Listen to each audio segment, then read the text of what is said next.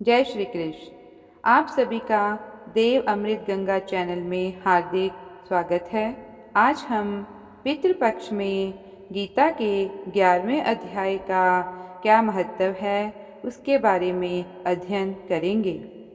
यूं तो पूरी गीता का पाठ करना पितृपक्ष में बहुत ही लाभदायक है। इससे हमारे पितरों को संतोष मिलता है और पितृ दोष समाप्त होता है। परंतु 7वें और 11वें अध्याय का अध्ययन करने का अपना ही महत्व है और हम इस वीडियो में 11वें अध्याय के बारे में अध्ययन करेंगे। गीता के 11वें अध्याय को विश्व रूप दर्शन योग कहा जाता है। इसमें भगवान श्री कृष्ण ने अर्जुन को अपना विराट स्वरूप दिखाया था।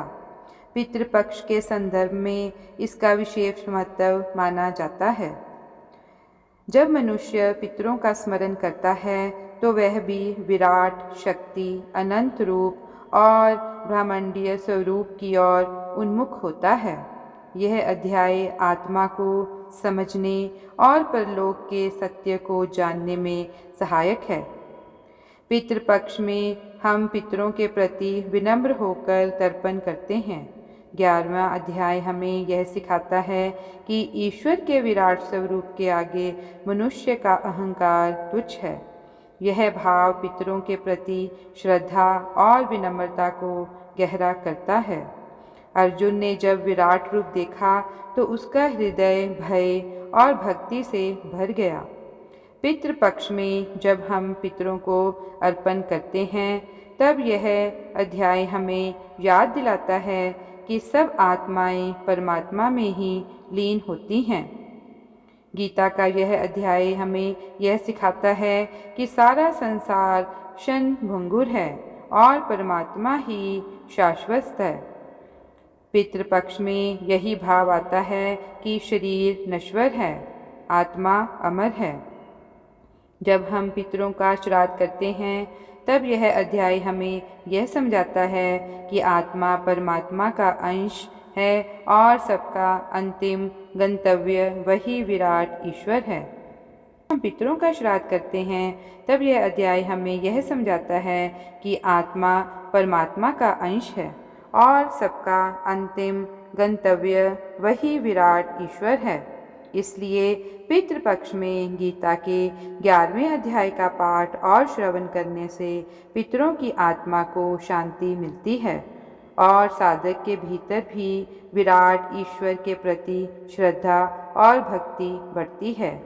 तो आइए अब हम 11वें अध्याय का विस्तार पूर्वक अध्ययन करते हैं। 11वां अध्याय। अर्जुन ने कहा, मुझ पर अनुग्रह करके अध्यात्मक नामक परम गोपनीय जो वचन आपने मुझे कहे उनसे यह मेरा मोह दूर हो गया है। भूतों के उत्पत्ति और विनाश को आपसे मैंने विस्तार से सुना। हे कमल नयन, आपका अविनाशी महात्म्य भी मैंने सुना। हे परमेश्वर, जैसा आप अपने आप को कहते हैं वैसे ही हैं। हे पुरुषोत्तम, मैं आपके ईश्वरीय स्वरूप के दर्शन करना चाहता हूँ। हे प्रभु, यदि वह दर्शन आप मेरे लिए संभव मानते हैं तो हे योगेश्वर, आप अपने अविनाशी स्वरूप के मुझे दर्शन दें। भगवान ने कहा, हे पार्थ, मेरे सैकड़ों तथा सहस्त्रों रूपों को तू देख। वे नाना प्रकार के दिव्य हैं, नाना रंग और रूपाकार वाले हैं। हे भारत, आदित्यों, वसुओं, रुद्रों, दोनों अश्विनों और मरुतों को देख। बहुत से पहले ना देखे गए आश्चर्य स्वरूपों को तू देख। हे गुड़ाकेश, यहीं मेरी देह में एक रूप में स्थित सारे चराचर सहित जगत को आज तू देख और अन्य जो कुछ तू देखना चाहता है वह भी देख। पर तू इन अपने चरम चक्षुओं से मुझको नहीं देख सकता है, इसलिए मैं तुझे दिव्य आत्मबल के नेत्र देता हूँ। उनसे मेरे योग के ऐश्वर्य को तू देख। देवदत्त दिव्य दृष्टि यहाँ हरि संकल्प से प्राप्त हुई आत्मिक दृष्टि से तात्पर्य है। इस सृष्टि के प्राप्त होते ही अर्जुन ने विश्व आत्मा के संकल्प से एक ही देश में ऐसे नाना भावों को, विभूतियों को देखा जैसे आकाश तरंगों में संचालित नाना देशों और भाषाओं के वचन, वादन और रंग तथा आकार एक ही यंत्र विशेष पर सुने तथा देखे जा सकते हैं।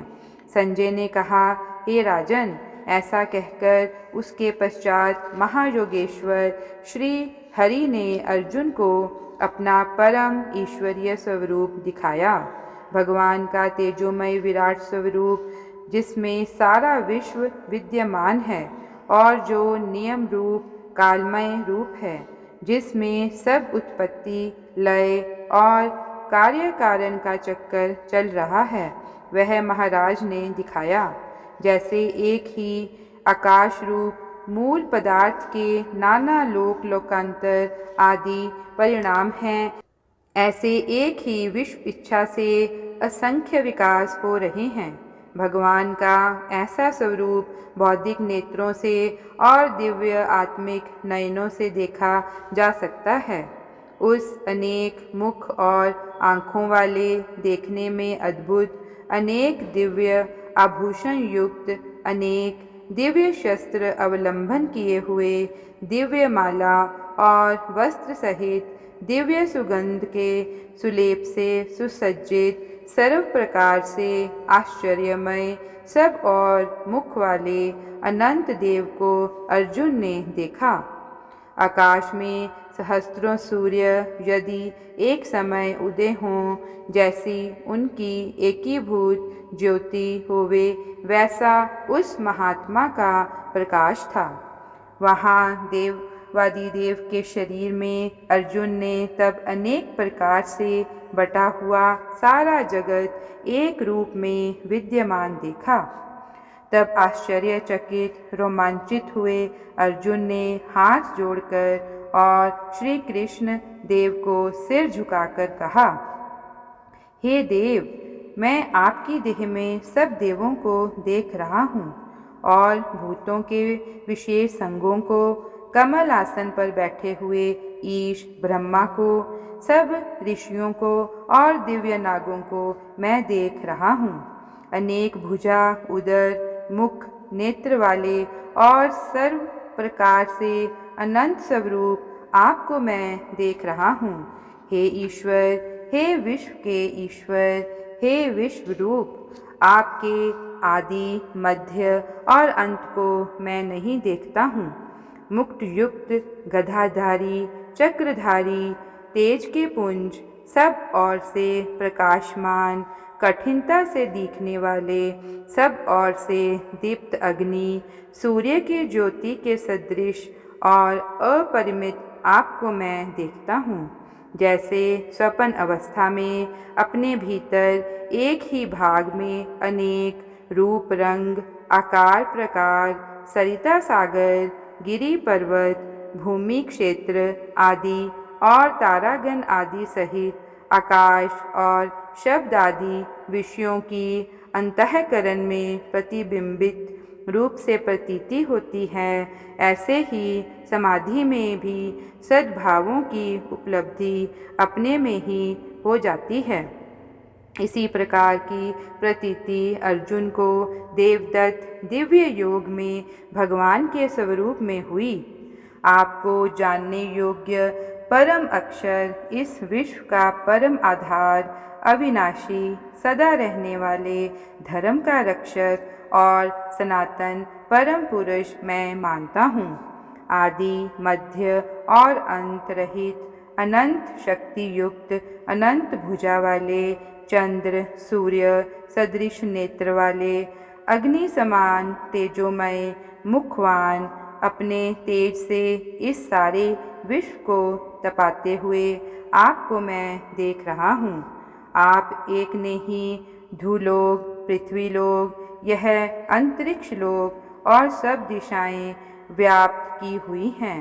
हे महात्मन, इस आपके अद्भुत उग्र रूप को देखकर तीनों लोग व्याकुल हो गए हैं। निश्चय से ये देवों के समूह आप में प्रवेश कर रहे हैं। कितने ही डरे हुए हाथ जोड़े हुए स्तुति कर रहे हैं और महर्षियों तथा सिद्धों के समूह स्वस्ति हो ऐसा कहकर अनेक प्रकार की स्तुतियों से आपकी स्तुति कर रहे हैं। रुद्र, आदित्य, वसु और जो साध्य हैं, विश्वदेव, अश्विनी कुमार, मरुत, उष्ण पीने वाले पितृ, गंधर्व, यक्ष, असुर और सिद्धों के संग ये सभी आश्चर्यमगन होकर आपको देख रहे हैं। हे विशाल भुज, बहुत से मुख, नेत्र, भुजा, जंघा, पैर, उदर और अनेक विकराल दाढ़ों वाला आपका विशाल रूप देखकर लोग व्याकुल हो गए हैं और ऐसे ही मैं भी व्याकुल हो गया हूँ। आकाश को स्पर्श करते हुए प्रकाशमान अनेक वर्ण युक्त खुले हुए मुख वाले और जगमगाते विशाल नेत्रवान आपको देखकर हे विष्णु, मेरा अंतरात्मा व्याकुल हो गया है और मैं धैर्य और शांति को नहीं पाता हूँ। प्रलय काल की अग्नि के सदृश और विकराल दाढ़ों युक्त आपके मुखों को देखकर भय से मुझे दिशाएं नहीं जान पड़ती हैं और शांति नहीं मिलती है। हे देवेश, हे जगत के निवास, प्रसन्न हो जाइए। सब राजाओं के समूहों सहित ये धृतराष्ट्र के पुत्र भीष्म, द्रोण और यह कर्ण हमारे मुख्य योद्धाओं के साथ ही विकराल दाढ़ों वाले आपके भयानक मुखों में वेग से प्रवेश कर रहे हैं। कितने ही चूर्ण हुए सिरों वाले आपके दांतों के बीच लगे हुए दिख रहे हैं।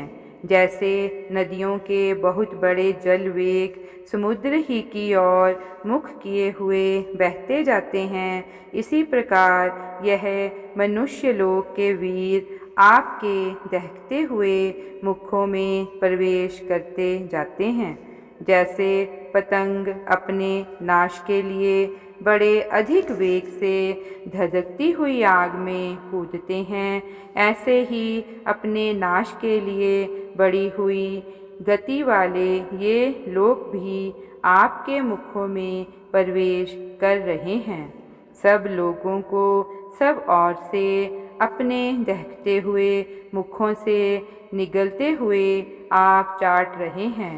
हे विष्णु, आपके उग्र प्रकाश संपूर्ण जगत को तेजों से परिपूरित करके तपा रहे हैं। मुझे कहिए कि आप उग्र रूप कौन हैं? हे देववर, प्रसन्न होजिए। आपको नमस्कार हो। मैं आपके आदि स्वरूप को जानना चाहता हूँ, क्योंकि मैं आपकी इस प्रवृत्ति क्रिया को नहीं जानता हूँ।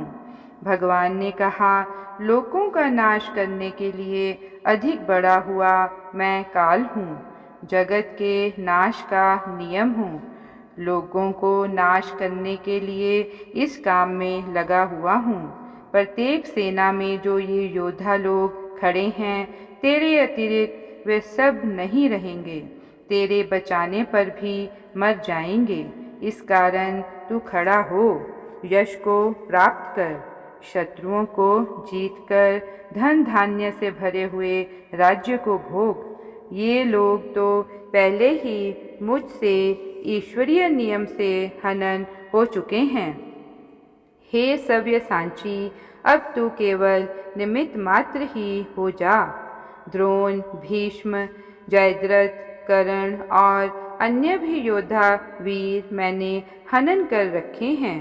उनका जीवन काल समाप्त हो चुका है। उनका तू हनन कर, व्याकुल ना हो। संग्राम में तू शत्रुओं को जीतने वाला है, इस कारण युद्ध कर। भगवान के काल स्वरूप का, जिसमें तीव्रतम वेग से सर्व पदार्थ लय हो जाने को जा रही हैं, यह वर्णन बड़ा अद्भुत और उत्तम है। संजय ने कहा, केशव के इस वचन को सुनकर हाथ जोड़े कांपता हुआ भयभीत अर्जुन बार बार नमस्कार करके श्री कृष्ण को गदगद कंठ इस प्रकार बोला, हे ऋषिकेश, ये ठीक है कि आपकी कीर्ति से जगत प्रसन्न होता है और अनुराग करता है।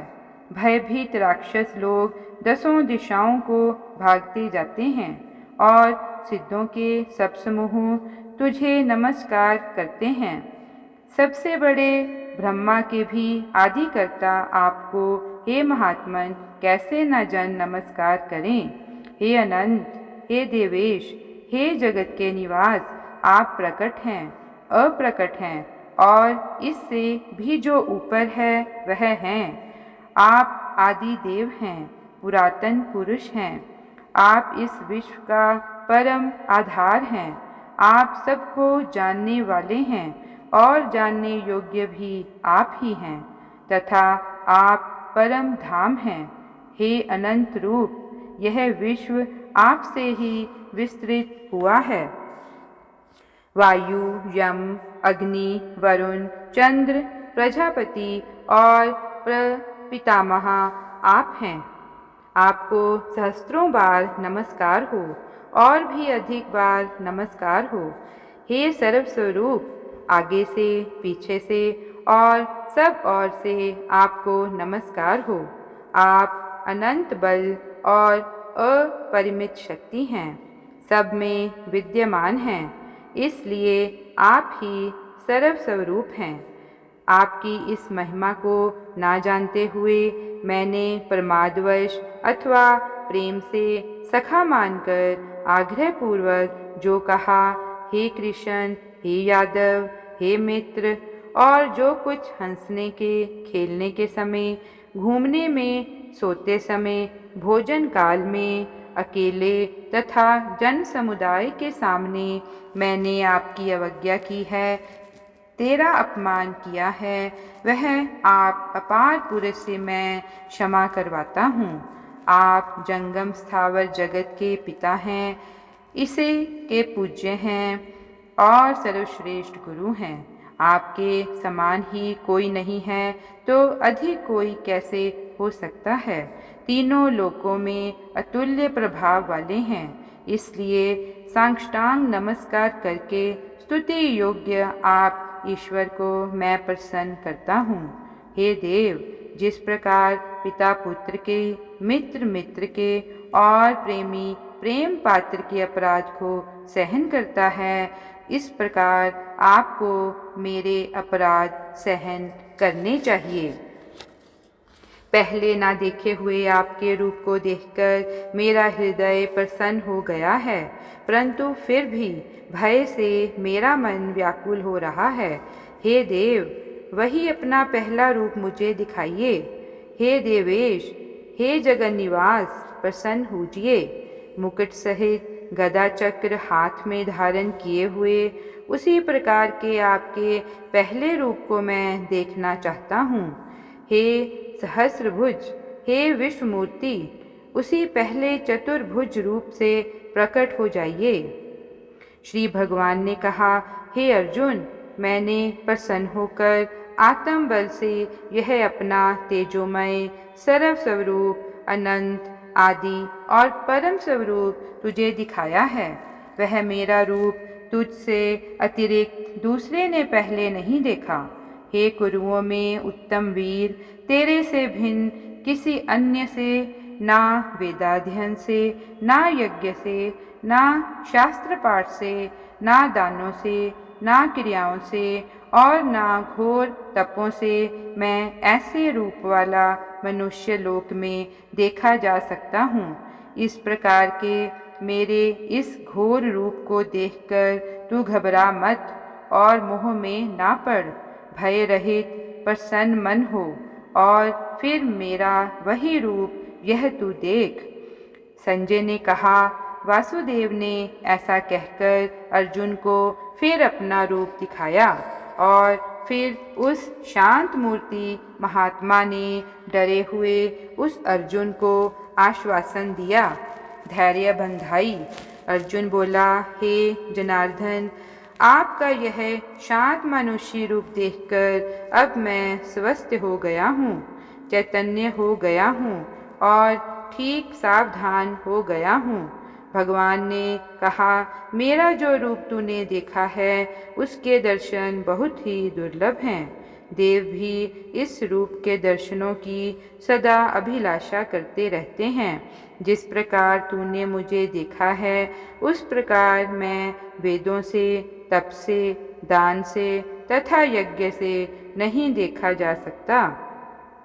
परंतु हे परंतव, इस प्रकार के मेरे रूप को जानने के लिए, देखने के लिए और उसमें वास्तविकता से प्रवेश करने के लिए अनन्य भक्ति ही साधन हो सकती है। मैं अनन्य भक्ति से ही जाना जा सकता हूँ।